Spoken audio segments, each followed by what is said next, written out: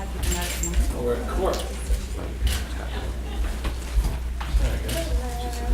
You're up first, huh? Yeah, I think I'm up first.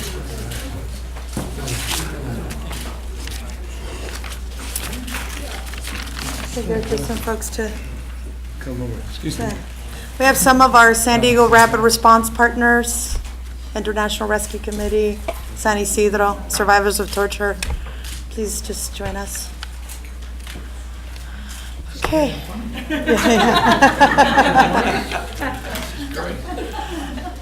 Good. I think, everybody ready? Yeah. I know the media's ready. Good afternoon. My name's Norma Chavez Peterson. I serve as the Executive Director of ACLU of San Diego and Imperial Counties. I'm a founding member of the San Diego Rapid Response Network, which many of you probably know about. I'll talk a little bit more about us in a minute. But this has definitely been a wonderful week for us here in San Diego. It's been a week of major progress where we've really advanced our shared values and vision for our region.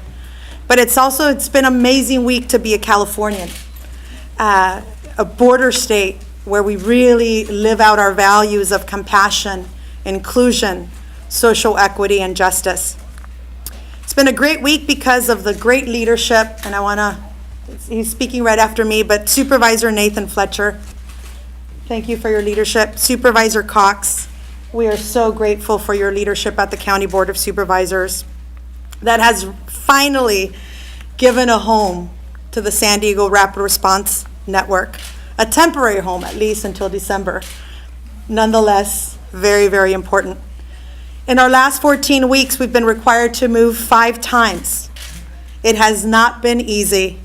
But this week, here in San Diego, we demonstrated what the power of community, what the power of collaboration, and the power of cross-sector, bipartisan leadership looks like. Tuesday's vote at the San Diego County Board of Supervisors was a result of a lot of work and a lot of collaboration and really a lot of commitment to continue to make San Diego the region that really creates opportunity and equity for all people. We are extremely grateful to have Governor Newsom here in San Diego, and we're extremely grateful, one, that he mentioned his visit to the shelter in December and remembered that 3-year-old little girl, because that's the reason we do this work as well. But we're also very thankful that he has proposed in his budget $25 million general fund for an immigration rapid response program to assist qualified community-based organizations to respond to the critical needs of immigrants during emergency situations. Thank you very much, Governor. So many of you know that since the ending of ICE's Safe Release program, something that the federal government decided to do, on October 26th, the San Diego Rapid Response Network has been a critical first responder, helping California mitigate the humanitarian disaster created by this administration. The network established an emergency shelter for migrant families who have been initially processed for asylum by the Department of Homeland Security and released with ankle monitors onto the street. Since setting up the shelter in late October, we've served 5,500 individuals and hundreds of families, mostly women with little children, providing beds, food, clothing, health services, legal aid, and travel arrangements to make sure that those families connect with the loved ones across the country as they wait to continue their asylum process. Families have been housed at our shelter for an average of 12 to 48 hours, and most of the families have an average of, they all have children. This is all family units, so there's no single adults at the shelter. So you see many little children running around. We are so grateful for the compassion and leadership of our community and for the volunteers from throughout our region that have volunteered countless of hours. We've also had volunteers from across the country, and I think to me that tells us all of the good that exists in our country and all of the potential. So far, we've welcomed volunteers from Washington State, Maryland, Vermont, New Mexico, Mississippi, New York, New Jersey, Wisconsin, Massachusetts, Colorado, sorry, not Coronado. Coronado's Bridge, Colorado, or Kentucky. We've had volunteers from Kentucky, right? Pennsylvania, Minnesota, and of course from throughout the great state of California. And I want to thank especially the nonprofit sector, the nonprofit partners that took a risk, that took a leap of faith, that responded what nobody else would, and did what we've done so tremendously over the last 14 days. And there's too many organizations to name, but I want to thank especially Jewish Family Service, who stepped up in a tremendous way to really be the lead organization that has turned originally an all grassroots effort with people just calling their friends and family to a pretty professional, well-staffed. They've hired over 45 folks in the last 14 weeks. And again, there's many partners to mention. We're also thankful for philanthropic partners like California Endowment and others that I can't mention that also invested emergency resources to make this happen. And we're especially thankful for elected leaders at the local and county level, especially, and state level, that have been our partners from the very beginning. So I want to thank you all today, and I want to introduce my good friend, our supervisor, Nathan Fletcher. Thank you, Norma. This really is a tremendous week in San Diego when you look at the fact that the federal government can barely keep its doors open and pay its workers, and you see the level of dysfunction that takes place. Here in San Diego, we have local leaders coming together in a bipartisan way. My friend Greg Cox and myself standing along folks with labor, the business community, law enforcement, immigrant rights groups, and nonprofits who all said that humanity has no border and that we have an obligation in the Trump administration's failure to make sure that there's humane treatment. And this coalition came together at the county to provide a location so that the nonprofits that have performed a heroic task to date in holding all of this together can continue to provide that care. I want to say a special thank you to our county workers, our public health workers, who from the early stages of this, our SDIU members who have been out there providing care and treatment in our efforts to continue to do right by folks regardless of the Trump administration's failure. And I want to say a particular thank you to Governor Newsom for coming down, for his continued support. This ultimately is the federal government's failure. This problem was of their making, but we have to deal with the consequences. And to have a governor who will put forward millions of dollars and be willing to lean into this, and then to come down and tour it and see it, we're incredibly grateful. Governor Newsom continues to lead when the federal government fails, whether it's taking care of federal workers, tackling climate change, gun violence, or this issue here with asylum seekers. We will not let the Trump administration's immoral and indecent immigration policies detract us from doing right by folks who are simply following federal immigration law, who actually read what the Statue of Liberty said and are coming here for a better life. And so we're grateful for everyone who is here. I also want to say a special thank you to Assemblywoman Gonzalez and Senate President Tony Atkins, who have worked with us every step of the way to make sure that that state funding flows, that it gets here appropriately, that it gets here quickly, along with our partners in the city who have continued to help. So this really is a collaborative effort where San Diego is stepping forward to address a problem created by the Trump administration, but we will continue to do right by these folks that are here. So I'm grateful for everyone. Now I'd like to introduce my colleague. We stood together in this effort. We jointly authored the board legislation to provide the shelter and to continue to provide our public health funding. Supervisor Greg Cox. Well, thank you, Nathan. Nathan, it's a real honor and pleasure for me to be here today to say a few words of really appreciation to all of our partners in this. Governor, I think you're going to find this is one of the most unique public-private partnerships you're going to find, because if it wasn't for Jewish Family Service, for the San Diego Rapid Rehousing Network and the great work that they are doing, we wouldn't be at this point. And so it's the nonprofit sector that I want to acknowledge and thank first.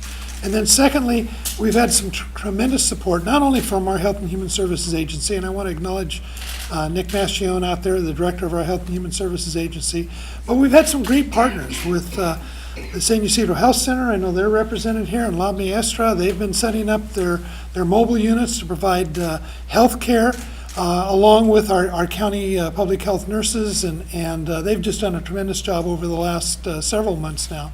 and our Department of General Services for the County of San Diego. The burden's on them now that our colleagues on the Board of Supervisors took the action they did last Tuesday to provide a temporary home for this operation for the next approximately 10 months until December 31st of this year. It buys us some time. Doesn't mean the job is done by any means. We still have a lot of work to do, but it gives us enough time now to really come up with a more sustainable location to provide these services as long as we need to. And we hope at some point the federal government will come back and reinstitute the safe release program, because that would certainly eliminate a lot of the need that we have for this temporary location. But Governor, it's been a great team effort. We want to thank you for coming down and seeing this problem a couple of months ago. He had a chance to take a tour today, and I'm sure he's going to have some comments on the new temporary location. But it's been an honor to work with all of these people to bring this about. And it's my pleasure to bring up at this point my Assemblywoman Gonzalez, who is... She yours too? Okay. Thank you. Thank you, Greg. So what a great time to be a San Diegan. I have to say, having grown up in this county and lived here, I've never seen such a collaborative effort by the county, the city, the state, everybody but the federal government, let's be really honest, but to move things forward when we needed it the most. And I'm so excited that my two supervisors are the ones who led this effort, because it really wouldn't have happened without them. So thank you both for that. I also would be remiss to not thank the state workers who have also been at the shelter from DSS or SEIU 1000 members, but there are folks who have given up their own time. They've spent Thanksgiving there, they spent Christmas there, they spent New Year's there, away from their families, away from their kids, ensuring that people are safe and well taken care of, and so we're really grateful for those state workers as well. On the state side, I can just say this. We know that we're getting towards a temporary solution, and we're really beyond grateful to have an engaged governor who, from day one, I think when Senator Atkins and I both kind of went out of him from different things, engaged right away, came and saw the location, understood the problem, and wrote up a budget item that allowed for $25 million, $5 million of which was accessible immediately. So I'm proud to say that on Monday, the Assembly will be voting on that $5 million on the floor of the Assembly. It's already passed our Budget Committee, and so that's the first step in getting it to the governor to eventually distribute to the organizations here that need it in order to have that shelter move forward, as well as I know we're going to continue to work with the county to ensure that they're also made whole out of this whole situation. The other thing I'm really excited about is the $20 million that's going to come over the next few years, and it's a reminder to us that our job here is not over. We need a sustainable solution to this. Obviously, we're hopeful that one day things will change at the federal level. We'll have somebody rational who will help us provide a sustainable solution, but until then, we are committed to figuring that out for San Diegans. We can't just let these folks roam our streets and be subject to human trafficking and violence and really fill up our homeless shelters even more. That's what would happen without this this short-term solution and what we hope will be eventually a permanent solution. So thank you for covering this. This is an important issue, I think, especially in my district, which is the border region, and who have really borne the brunt of kind of this activity going on constantly. And so I want to thank those folks as well. It's my pleasure also to bring up the pro tem of the Senate, as well as a great senator who, her and I got to spend Christmas together at the shelter. And her compassion never ceases to amaze me. So, Senator Atkins.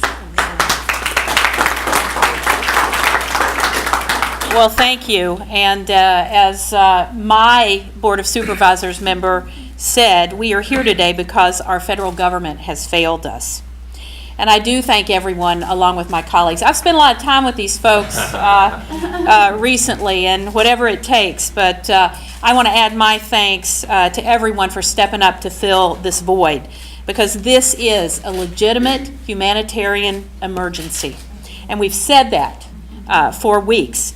The stories of these asylum seekers, migrants fleeing Central America, are heart-wrenching. Heart-wrenching. These families are fleeing a life of violence, of hunger and fear, risking their very lives to search for hope. And if you get to meet any of these folks, You are immediately taken by the warmth, the gratitude, just the open hearts that they exhibit. They're making the same desperate, hopeful journey that generations of Americans made before them. It's how our country was built. It was built by immigrants who defied the odds, who had the strength and the determination to find their way to the land of opportunity.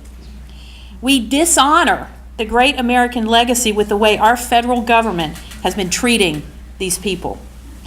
So it falls on us to do better. San Diego can do better.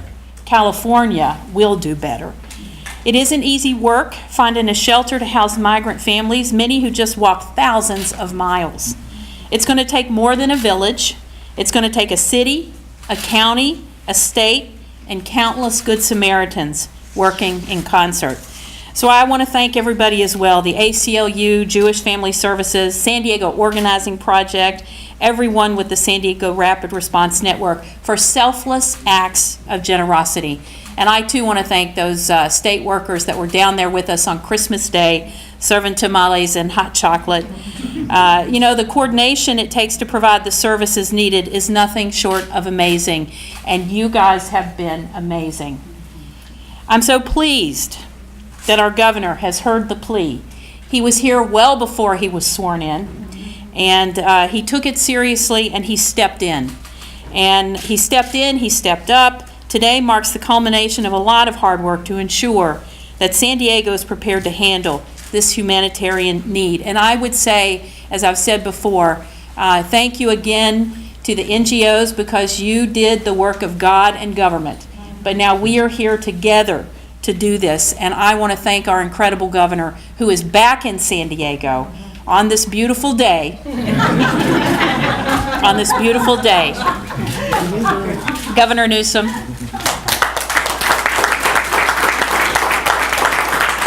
Thank you, Madam Pro Tem, and we should just end right there. That's as good as it gets. Not my introduction, but the comments the Pro Tem made. But the purpose of my going last was to appropriately allow you the privilege of getting a sense from the speakers of the extraordinary work they've done. We wouldn't be here without them, and they deserve all the credit in the world. Look, I'm thinking, Jewish Family Services, Catholic Charities. I'm reminded of something Father Kaz taught me, I think my freshman or sophomore year at Santa Clara. It says the Bible teaches us we're many parts but one body. And when one part suffers, we all suffer. This notion of interdependence. We could sit here and play the jurisdictional whack-a-mole and say it's not our job, not our responsibility, but we choose differently. This is a community that has stepped up. This is a community that's taken account, taken responsibility for the human condition. I appreciate when Norma mentioned the inaugural. I was quite literal when I said in the inaugural that that 3-year-old that I met, who was the first migrant I met when I came down and visited a shelter a few months ago, touched my heart, because I have young children, including a 2-year-old that came up and joined me in my inaugural, who are close to that age, and I couldn't imagine what she was going through. The experience that is the narrative now of her life that will define her life. But what will define her life is whether or not we will make the story of her life a little bit better. And that will also define our lives. And that's why we're here, because we recognize our responsibility, our role to play in the larger community. And so I just want to thank the community of San Diego, the county, and the Board of Supervisors, to see the remarkable collaboration between Democrats and Republicans, to see leadership in action, a willingness to lean into this and take some political risks in doing so, to see the city family come together, to see the extraordinary volunteers that, someone said to me once, no one stands taller than when he or she bend down on one knee and help lift someone else up. To all the volunteers that have been standing tall for months, doing the work without waiting for recognition or remuneration, that have also created the conditions to invite the state of California to take its responsibility and to advance it with the incredible leadership of Lorena Gonzalez and, of course, our leader, pro tem. So when the lights go out in other parts of the country, here in California, we turn them back on and we shine those bright lights towards a brighter future. And so it's with that I will end my comments and open it up to any questions any of you may have. Any questions, folks? Yeah, Governor Newsom, you said it was $25 million. Where did that come from? Did that come from after you visited that shelter earlier? It was in November. You called It came from the leadership of everybody you see behind me. It came from their example. It came from the willingness of nonprofits that quite literally are nameless because they don't want to be made public, that inspired the action. Frankly, had the nonprofits, the foundations not stepped in, had the community not organized, the state of California, with all due respect, I don't think I'd be here and we would be here. So had they not set that foundation, created those conditions, we would not have gotten in a position where you just heard from the Assemblywoman, they're moving forward with an appropriation and a budget that was just submitted a couple weeks ago, that appropriation in real time, whose process will be advanced next week and in the Senate a week later, and hopefully a signature that I'll have the opportunity to sign a few weeks after that. The $5 million is a down payment, $20 million is a commitment to, as we say, find a sustainable solution to address an issue that, with respect, may go away in the short term, but is likely to come back in the medium and long term. You've seen that with the Haitian refugees in the years past here in this region. We've seen it with other administrations. Unfortunately, the current administration, this is self-induced. It was a policy they advanced in October that have made the conditions not only worse here in California, but have been highlighted in places like El Paso and elsewhere where they're having exactly the same kind of challenges. Again, the difference here, I think, is this community is stepping up to meet those challenges. Anyone else? Governor, there's a caravan right now in Mexico coming to this border. Do you think, as the president said, that it's a threat to this country or to California? Quite the contrary. You know, Supervisor Fletcher said something really, I think, important, and it was highlighting the conversation we were having with the pro tem, that everybody that we are supporting came here legally. Everybody out there says, well, people just do the right thing legally. They should be celebrating these folks, these migrants that came in an orderly manner, that are processing as they should be processed in a remarkably dignified way. So it's an example, a repudiation of that assertion that somehow these caravans are coming in to create havoc and to do things as some would suggest are not in line with our values. Quite the contrary. And these migrants are proof that their assertions are false. Governor, you talk about the bipartisan cooperation.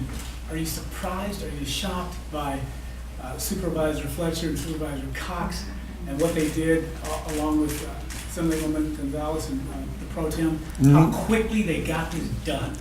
Along with everybody else up here as well. If I didn't know them, I'd be surprised. But I've known all of them for many, many years. So candidly, respectfully, I'm not surprised. There's a reason they're in their respective positions. There's a reason they all have earned respect. I've had a chance to spend time with Supervisor Cox over many, many years. I've seen his individual talents demonstrated. I've been a huge supporter, as you may know, of my friend Nathan for years, and I knew he would be that breath of fresh air on that board that would ignite and enlighten a new conversation. We had a little pool in our office. We thought, would he get 4? I never thought 4 votes, but 3, I said, he's going to pull it out. 3, your guidance and help. But so it's a new day, and this county should be very, very enthusiastic about their leadership.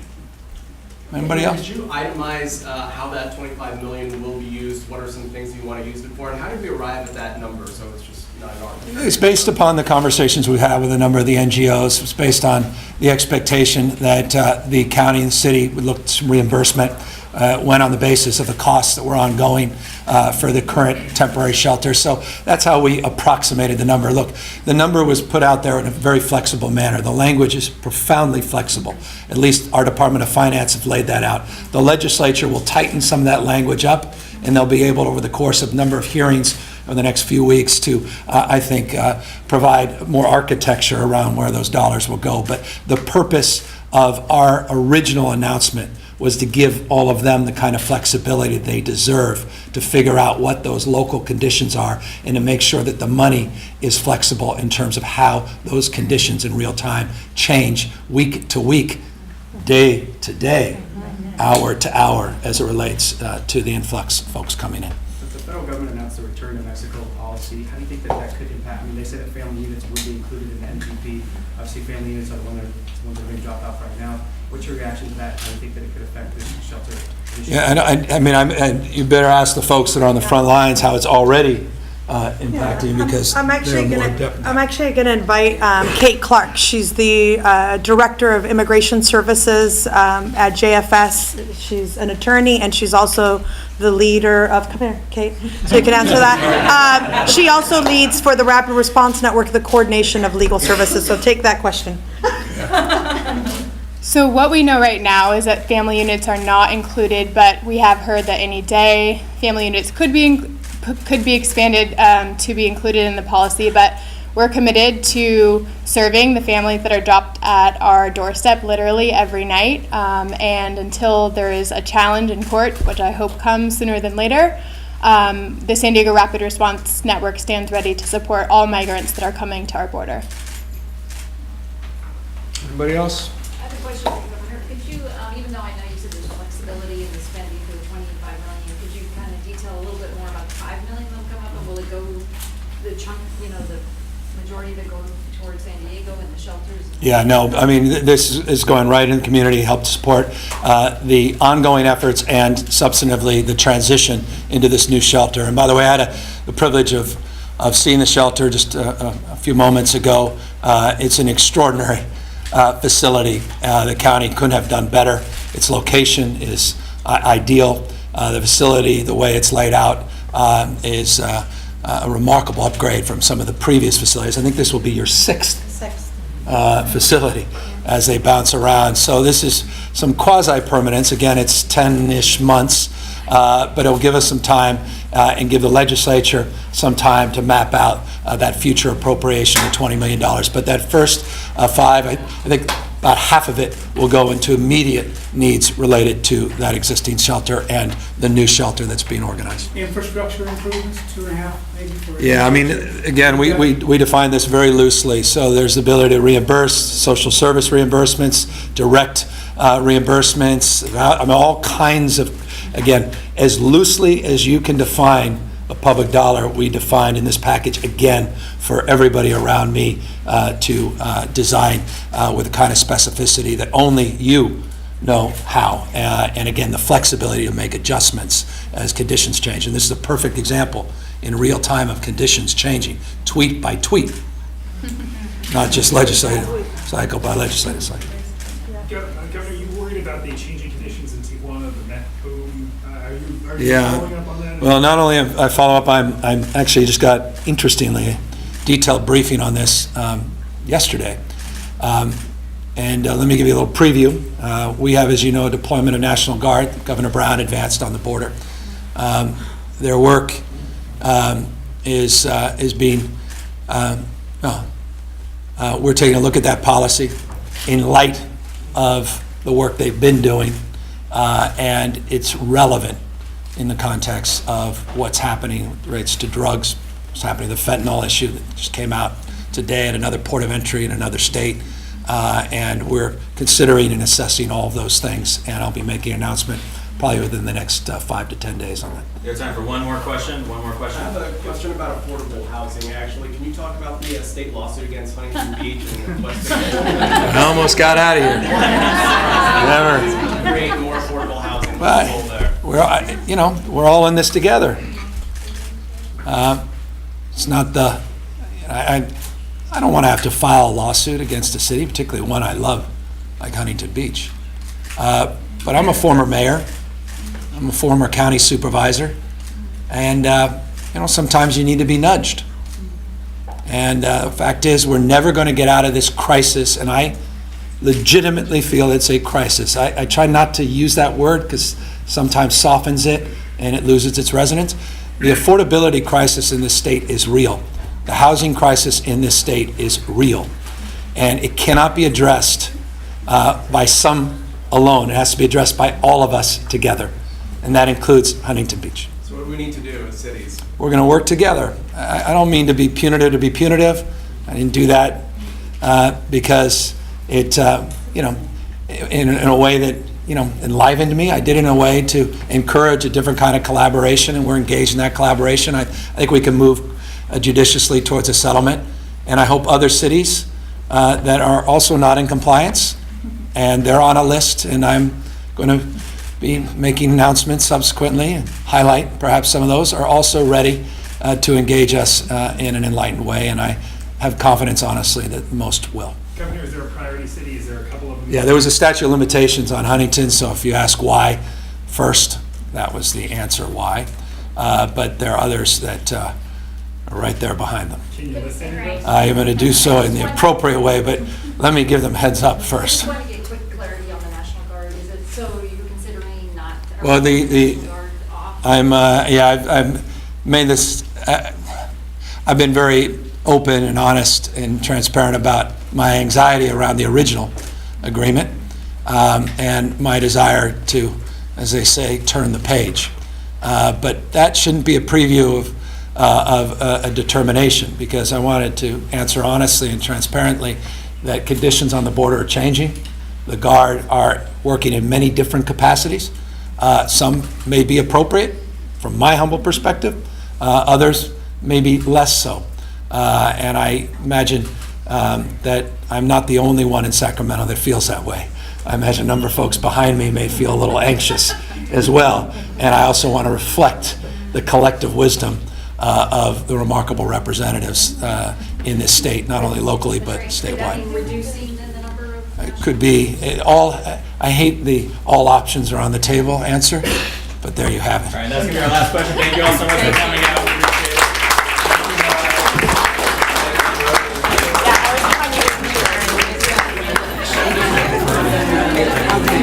We appreciate it.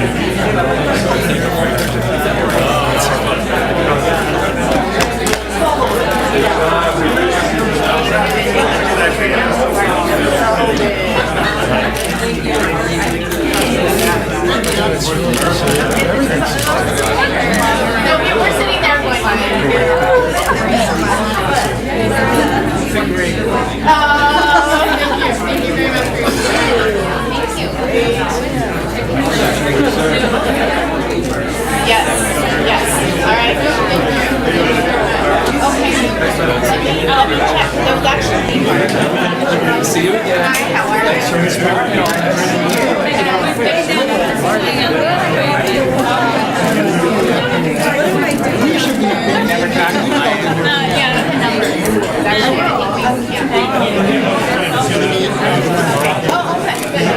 Thank you. See you are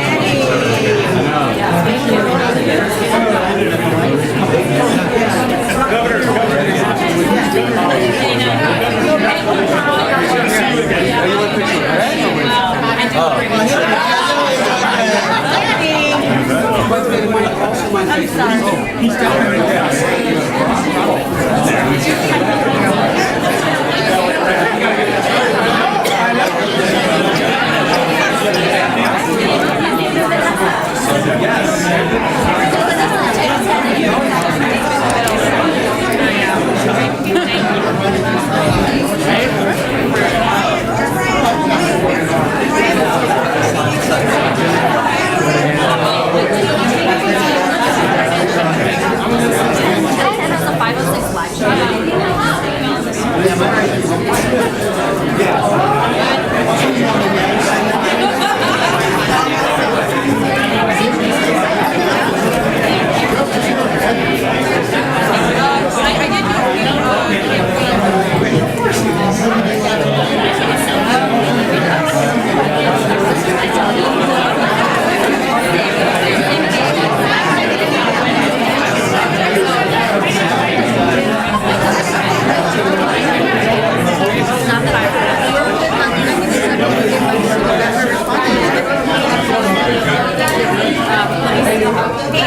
Good.